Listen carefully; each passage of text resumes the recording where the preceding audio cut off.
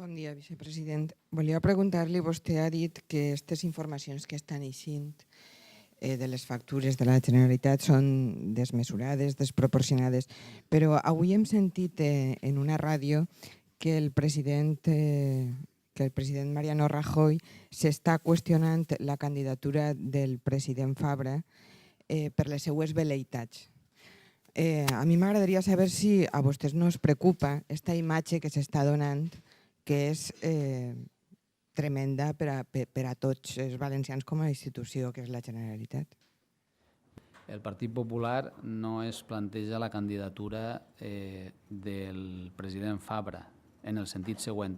En el Partit Popular tots tenen clar que el president Fabra va ser el candidat en les pròximes eleccions autonòmiques, vull dir que ahir no n'hi ha debat. En quant a l'altra qüestió, miren, jo no sé el que es pugui comentar en determinats mitjans de comunicació. Jo el que faig és la reflexió següent.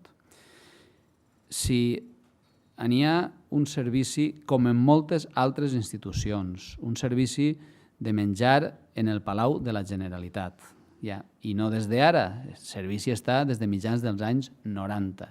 Per què? Perquè estem parlant de la més alta institució de la Comunitat Valenciana, on n'hi ha menjars que són institucionals, altres menjars que poden ser de treball, i on es fa, per a aquests menjars, es fa una compra periòdicament, per exemple, al mes. I després, la falta d'existències puntuals es compren, com passa en molts altres llocs. I això és el que està fent-se. I està fent-se un gasto que per supost té consignació pressupostària, que està fiscalitzat, que és un gasto molt moderat. I insistís que és que això està en moltes institucions. Claro, que això siga la gran notícia i damunt atribuint que són unes compres privades o insinuant que poden ser unes compres privades en càrrec a diners públics, no. Si vostès miren aquesta factura que s'ha publicat, ahí apareixen diversos dies, i si miren els productes, és que són productes que es nota que són existències que necessites per a completar aquest dia o aquests dies. És que no té ningú sentit tot el que està dient-se. Claro, que després hi ha qui diga que per aquestes vel·leïtats, doncs mira, és que no són vel·leïtats, és un funcionament d'un servici, simplement.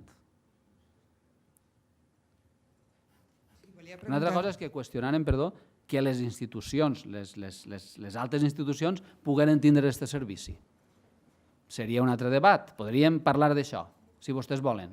Però és que això no està en qüestió. Tot el món sap que en qualsevol comunitat autònoma, que en institucions de l'Estat, aquest servici existeix, perquè a més estalvia diners.